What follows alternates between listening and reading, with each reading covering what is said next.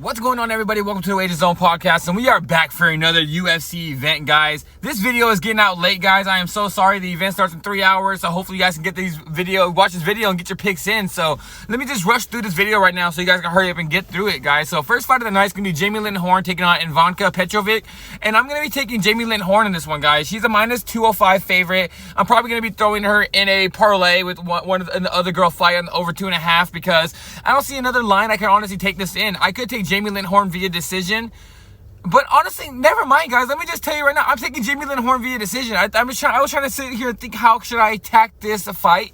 But this fight's going to go to the decision. I don't think Jamie Lynn Horn is going to knock Petrovic out. Petrovic is a very good fighter from Croatia, and she has a chin. She hasn't been finished at all.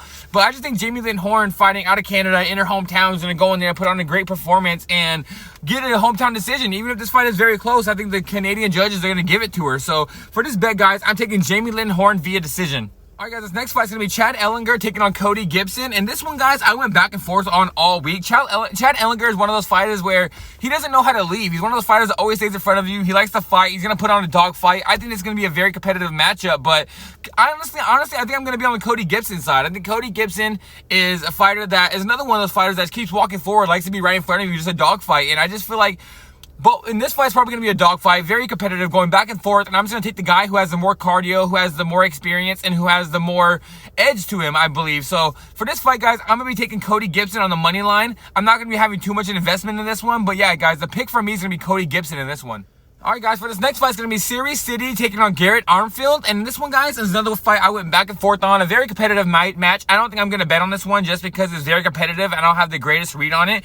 I do think I'm going to be taking Series City. I think my pick's going to be him. I think he throws the straighter punches. I think he's more of a better striker. I know Armfield is sitting here striking. He has a very good striker. He's a very good striker himself. He throws very hard combinations. He throws very hard hooks. But Series City is one of those guys that stands upright. He throws straight 1-2 punches, and I like guys that throw straight punches. And Series City fought a guy named Ramon Tavares in a fight last time he was in Canada. And honestly, I thought he won the fight. And I think these Canadian judges robbed him. I'm like, come on, dude. Like, he's from Canada, but he's originally Ukrainian, but he's from Canada. And last time he fought Ramon Tavares, and the judges just robbed him. And in the Contender Series, he fought Ramon Tavares. In that one, he knocked out Ramon Tavares. Yeah, they could say the judges stopped. I mean, the referee stopped a little too fast, but he still dropped Ramon Tavares, and he still won the fight via knockout. So, excuse me. So, yeah, guys, in this one, I'm going to be taking Series City. I think he's going to end up winning this fight, just being a better all-around striker.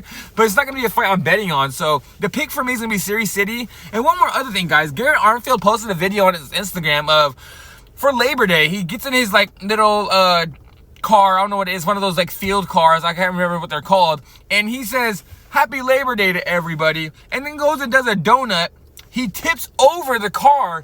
And when he tips over the car, you can see it in the video, he extends his right arm out. Like he's going to try to catch the car or something. Like, if you're falling with the car, your car is tipping, you putting your arm out the car, you ain't gonna brace the fall of the car. So if you guys just watch that video, Garrett Armfield looks like his arm just looked like in the worst spot possible. Like, the video just ended after that. But it was more of, after that video popped out, there was about a good 5 to 6 weeks where Garrett Armfield didn't post anything about training. So I'm wondering if he hurt his arm. Hey, guys, isn't that funny, though? He hurt his arm in the field. Armfield, it's funny. But, I don't know, wordplay. Ironic. But the thing is, guys, he hurt his arm trying to brace himself for a fall when the car was tipping over. He tried to brace the car. And then now he hasn't posted in like 5 weeks, and now he's trying to fight, and he's coming back, and I don't think his arm is going to be fully developed. So maybe that is just a whole crazy way of looking at this fight, but I'm not going to bet this one. Like I said, I think it's going to be very competitive, but the pick for me, guys, is going to be Series City. All right, guys, this next fight is going to be Alexander Romanov taking on Rodrigo Nascimento. And honestly, guys, I'm going to be hopping all over Alexander Romanov in this one. I think he's a very great line, but I think he's one of my most confident bets in the night. So hopefully he cashes out for us. I think this is a great line. Alexander Romanov was a guy that I fell in love with when he came out of the regional scenes and he came into the UFC. He was just dominating guys, picking them up to the floor, taking them down, full on ground control. They'll get back up, he'll slam you down back again. He's one of those guys I really liked a lot. And then he just showed that he has no gas tank. He's fought a lot of very high level competition. He went and fought Volkov. Volkov beat him up. He fought a couple other people, they beat him up, but his thing is he doesn't have a gas tank, but he's fighting a guy in Rodrigo Nascimento who's very low level, who doesn't have a gas tank as well. And the people that Romanov kills, Romanov just demolishes and beats him so bad is the guys that he just dominates on the scorecards are very low-level fighters. And if you give Romanov a very low-level fighter, especially a guy in Nascimento who can't stop a takedown himself, and I think he's going to be on the bottom for most of this fight, I just think Alexander Romanov's going to win this fight. And especially even if Romanov gasses, like I said, Nascimento gasses out too. So I think the cardio is about the same. So I think this fight is tailor-made for Alexander Romanov to come back in here and get a win. So yeah, guys, for this fight, I'm going to be taking a big bet on Alexander Romanov. So hopefully this one cashes for us. This next fight's going to be my most confident bet of the night. I'm going to have a 3-leg parlay with 3 different fighters, but this is going to be the first leg of it. It's going to be Jack Shore taking on Youssef Zalal, and I'm going to be taking Youssef Zalal as the first leg of the parlay, guys. I think Youssef Zalal is a really dope fighter. I was a big fan of him, and then he went in there and he fought Ilia Topuria on his debut. And if you guys watch my videos, I'm a big Ilia Topuria fan. I told you guys I thought Ilia was going to knock out Max, and I was right about that. But my thing is that Youssef Zalal is a great fighter. He went in there and fought against a lot of great competition when he was young. He was only like 21, 22. And he fought a lot of great competition. He started losing in the UFC, but he also won, had a lot of great fights. Great grappler, great striker. And then now he took a break. And then when he took a break, he went into the regional scenes and he fought a lot of different fights and went undefeated in the regional scenes, had learned a lot. This guy went in there and had a fight where it was, one round was boxing, 1 round was MMA, and 1 round was grappling. It was the craziest fight I've ever seen, and this guy went in there just dominated every single round. Like, Youssef Zalal is a great fighter everywhere. And I just think Jack Shore is going to be one of those guys trying to get the fight to the floor, and I don't think he's going to be able to take Youssef Zalal down. I think Youssef Zalal is the better striker. I think Youssef Zalal is the better wrestler. I think Youssef Zalal is the better grappler. So I don't see a way Jack Shore wins this fight. So I'm all over Youssef Zalal on this one. He's one of my favorite fighters, and I'm going to be adding him to a 3-leg parlay. And it's going to be my most confident bet of the night, guys. So give me Youssef Zalal in this one. All right, guys, this next fight's going to be Charles Jourdain taking on Victor Henry. And honestly, guys, this is a fight you should stay away from. It's a very close fight, very competitive. But if you guys want money on this one, I'm going to be taking Charles Jourdain. Jourdain has a great striking, and he's just a great fighter. But Victor Henry has good takedowns, another good grappler, a good guy that wrestles, tries to hold you down to the floor. But I just think Charles Jourdain's going to be able to stop the takedowns. And this fight has split decision written all over it, guys. This is going to be a very competitive fight, a very close fight where I think it's going to be a split decision victory. But it's going to come down to where he's in Canada. And I do believe Canadians, they owe these Canadian fighters. Because last time the Canadians they had like 10 fighters on the card and only 2 of them won because a lot of the judges robbed them. So I do believe this time the Canadian judges just owed these guys something. So this is one of those fights I think it's going to be very competitive. It's going to be one of the fights where Charles Jourdain's going to try to keep the fight standing and try to outstrike Victor Henry because he is a better striker than Victor Henry. But Victor Henry's going to be trying to take him down to the floor. And I can just see this fight being Charles Jourdain wins, loses the first round because Victor Henry takes him down.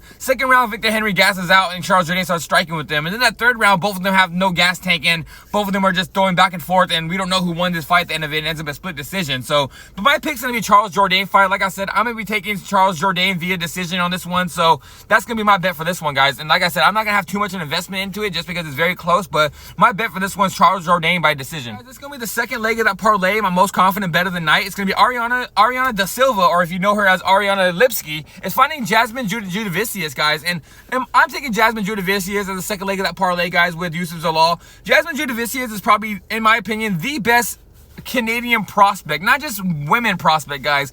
The best Canadian prospect, men or women, coming out of Canada. Canada hasn't been pushing out any great prospects recently. They've had like 1 or 2 in the past like 5 to 6 years. Canada hasn't really doing much with a lot of MMA, but Jasmine Jourdain is different, guys. This girl is dominating these girls in the regional scene. She came into the UFC. She's been doing really good, working these girls and putting on great fights, and I just like everything about her. She has great wrestling, she has good striking, she has good cardio, and I just think it's one of those fights where Ariana Lipski or Ariana Da Silva is going to be taken down. She's going to be controlled, she's going to get tired, and I just think Jasmine's going to fully take over this fight. So give me Jasmine Jourdain, guys. I'm taking her in this fight, parlaying it with Youssef Zalal. So that's going to be the second leg of that parlay, guys. Alright, guys, this next fight's going to be Ayman Zahabi taking on Pedro Munoz, and on this one, guys, I'm not going to lie to you, leading up to this week, I was going to pick Pedro Munoz.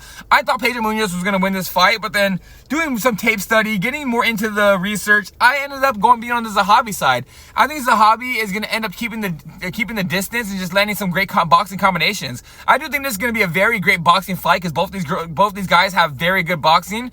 But when we see what Pedro Munoz has trouble with, he has trouble with those lengthy fighters. If someone is Pedro Munoz's size, Pedro Munoz is going to be able to get in there, get in the inside, in the pocket, throw some good combinations, land some hard shots. But we've seen with Sean O'Malley, where I'm not comparing Zahabi striking to Sean O'Malley, which though Zahabi's boxing is legit. But I just think Pedro does good for the first like 2.5 minutes of the fight, but then as soon as he can adjust to that length, and I think Zahabi's boxing is just going to be able to keep that length, throwing those straight jabs, straight left hand, and just working combinations from the outside. I think Zahabi's going to be all over it, because that's where Pedro Munhoz has his hardness, guys. Pedro Munhoz doesn't do well against lengthy fighters that keep the distance, so I do think this is going to be a very competitive fight, guys. I'm going to be taking a bet on Ayman Zahabi, but like I told you guys, earlier in the week, I was on Pedro Munhoz, but then I switched it up after some fight tape study, because I just don't like how Munhoz is going to be able to, I don't think Munhoz is going to be able to deal with that length, guys. So give me Zahabi, guys, in this one. All right, guys, for this next fight, it's going to be Mike Mallot taking on Trevin Giles, and this is going to be the third leg of my most confident parlay, guys, my most confident bet of the night. It's going to be Mike Mallot. I'm going to be taking Mike Mallot in this one, guys. I'm all over Mike Mallot. I've been a big fan of him for a while. Last time he fought Neil Magny, I actually had a bet on Mike Mallot, but then I also took Neil Magny by third round finish, because I just know how Neil Magny is and how Mike Mallot's gas tank. And guys, that shit cashed. I cashed that plus 2,500 ticket on Neil Magny at the third round finish on Mike Mallot, because Mike Mallot was dominating the whole fight. That his gas tank just fell off the water. But I really feel like Mike Mallot's a really great prospect. I think he's coming out of Canada, one of these Canadian male fighters that's actually going to be ranked, going to be a top 10 fighter one day. I like him a lot. I've been watching him a lot since the regional scenes. He has decent striking, really good grappling. This guy is all over the floor. He would be on top of you. His grappling and top pressure is very good. And he's fighting a guy in Trevin Giles, who Trevin Giles was a police officer, and I think he is still a police officer if I'm not mistaken, but this is like more of his second career. He's more of a guy that likes being a cop. He's more of a guy that likes being a police officer, but UFC is his second career in MMA, which he does have good boxing, but his takedown defense is not there. I think Mike Mallot's going to be able to take him down and do whatever he wants with him, honestly, on the floor. And even if Mike Mallot's gas tank does fall off of the bus at the end of the round, at the end of the third round, guys, Trevin Giles' gas tank is not there either. With all the top pressure he's going to be dealing with Mike Mallot, I think Trevin Giles is going to gas out as well. If this fight does standing up, guys, and Mike Mallot can't get this fight to the floor, Trevin Giles might be a live underdog, but I just think Mike Mallot's grappling, his pressure, his jiu-jitsu on top is just going to be way too much for Trevin Giles. I think Mike Mallot's going to end up getting a submission victory in this one, probably in the second round. So give me Mike Mallot in this one, guys. I'm going to be all over him in this one. He's going to be the third leg of my most confident parlay. It's going to be Youssef Zalal, Jasmine Jourdain, and now Mike Mallot. All right, guys, in this next fight, it's going to be Marc-Andre Barriault taking on Dustin Stuffoltz, guys. Oh, I was butchered that name. But yeah, Dustin Stuffoltz taking on Marc-Andre Barriault. And honestly, guys, in this one, I'm going to be taking Marc-Andre Barriault. I'm going to be taking him via decision.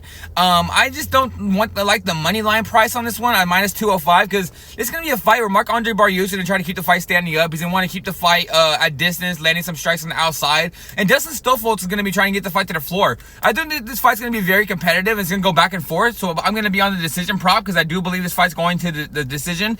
But I think this fight's going to come down to where Dustin Stuffoltz is going to be trying to get the takedowns. He's not going to be able to get the takedowns. He's going to be pushing a lot of pressure, going for single legs, going for double legs. Marc-Andre Barriault is going to be able to get those underhooks, I believe, in. Just keep the fight standing up and just start piecing him up from the outside. I think Dustin Stuffoltz's cardio is not there as well. He's going to be good for the first round. For the first round, Dustin Stuffoltz is going to go out there, probably get a takedown, and be very dominant for the first probably first three and a half minutes of the fight. But after that, he's gonna gas out. He doesn't have a gas tank at all. I think after he doesn't, Marc-Andre Barriault makes him work. It makes him work over and over again. I just don't think he's going to be able to do much for it, guys. I just think Marc-Andre Barriault is a better striker as well. And when Dustin Stuffoltz is not being able to get the fight to the floor, he just starts swinging heavy and he ends up gassing out. And I just think Marc-Andre Barriault's a very good price at the decision prop, guys. So give me Marc-Andre Barriault, guys, via decision in this one. All right, guys, this next fight's going to be Cal Machado taking on Brenton Ribeiro. And honestly, guys, in this one, I'm taking Cal Machado. I just think this fight's going to be a very low-level fight. Both these two guys probably are not UFC level to the point to where both these guys are not going to be in UFC for years to come, in my opinion. But I just think both these guys being very low level, it could go either way. But I'm going to be taking Cal Machado because I think he has the volume. I think this fight's going to come down to where both of them are going to land some heavy shots. Both of them are going to have their moments in this fight. But the volume Cal Machado puts out there, he throws more strikes, he lands more strikes. I've seen Cal Machado go out there, take some heavy shots, and still coming forward, and he lands about 80 to 90 significant strikes in the fight. So I do think Ribeiro's going to be a good fight. I think this is going to be back and forth. Like I said, both fighters are very low level, and both fighters are going to have their moments in each one. But honestly, guys, I'm going to be taking Cal Machado just because he throws more punches out there. His volume's going to be out there, and I think the judges are going to be on his side. So give me Cal Machado on this one, guys, to win this fight. I'm going to be taking him on the money line. All right, guys, this next fight's going to be Derek Lewis taking on Jonathan Diniz. And, guys, I'm going to be taking Diniz in this one.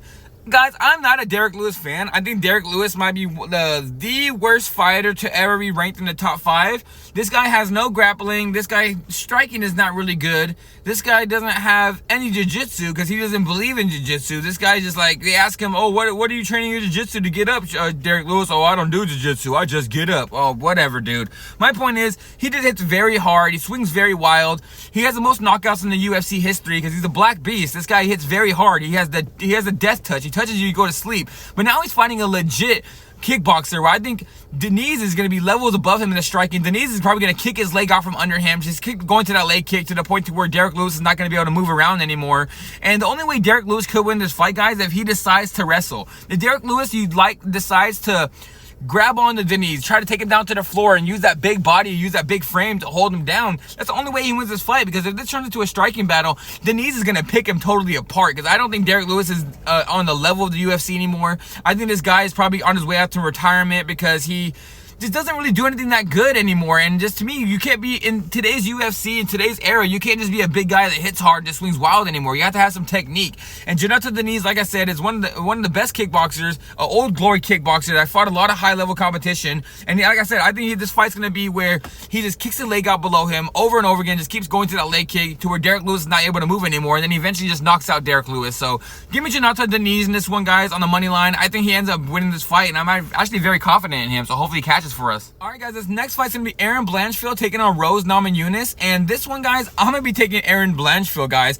I know Rose is one of our favorite fighters. I'm a big fan of Rose. I've liked her for a long time. She's one of the fighters that we just love to watch win because her story is actually pretty good. How she's like came back from depression, how she's went through a lot mentally, and she's actually came back to fight. So we all love Rose, guys, but Aaron Blanchfield in this one, I think she's the new generation. She's next up. This girl is putting her striking together. She has good striking. She has very good wrestling, really good takedowns. And the only time she's lost is she lost to Romanov ML, where that was actually a back and forth fight where it was very competitive. But Blanchfield ended up just not able to get the takedowns because we all know Fierro can actually stop takedowns really well. Fierro has a great takedown defense, and she's a very good striker. So Aaron Blanchfield probably fought against the best striker in the UFC, probably with the best defense in the women's division in the UFC. So give me Aaron Blanchfield in this one. I think she's going to end up taking Rose Namajunas down over and over again and just controlling this fight on top. So I do think this could be a very competitive fight, but I'm just all over the new era, guys. I think this new era of MMA is just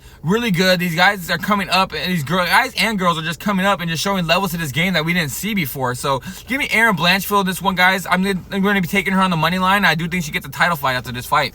Guys, this next fight of the night is going to be Brandon Moreno taking on Amir Albazi. And honestly, guys, I'm going to be taking Brandon Moreno in this one. Amir Albazi is going to be one of these guys that throws very heavy combinations, and he's not going to have a gas tank for all 5 rounds, in my opinion. I think Amir Albazi, he's going to come in there and land some hard combinations in the first 2 rounds. And after that, he's going to fall off, his gas tank's going to fall off the bus. And the one thing we know about Brandon Moreno is this guy's a dog. This guy loves the fight. This guy always comes back, and this guy always puts on a fight. Even though if he takes some heavy shots, he doesn't get knocked out. This guy's Mexican. Come on, guys. We all know about these Mexican fighters. Like, if you know anything about boxing, you guys know anything about a UFC, we know these Mexicans got heart. These Mexicans can take a punch. They got a chin. They come forward. They don't ever give up on themselves. And Brandon Moreno is a perfect example for that. He's one of these guys that never gives up on himself. He comes forward all the time.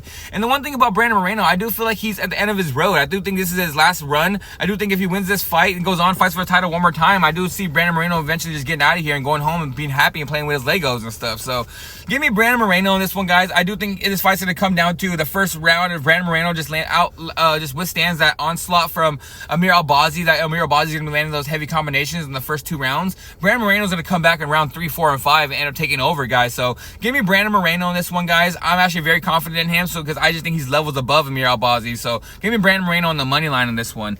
And all right, guys, that is it for today's episode for the UFC event in Edmonton, guys. This fight's going to be held in Canada. I forgot to say that, so shout out to everybody out in Edmonton, Canada. I got some family out in Canada. And all right, guys, I am out of here. If you guys are still listening to my voice, like the video. It helps me generate more people to my videos. And also, guys, subscribe to the page. I have many subscribers that are coming up every single day. I'm up to 233, guys. I want to get up to 300. We're going 100 at a time. We're getting as many people here as possible. And guys, I do all different types of sports. I do soccer, I do NFL, I do the NBA, and also I do MMA, all different types of MMA events, guys. So I'm out of here, guys. Hopefully we cash out on this event, and I'm out of here. I'll see you guys tomorrow.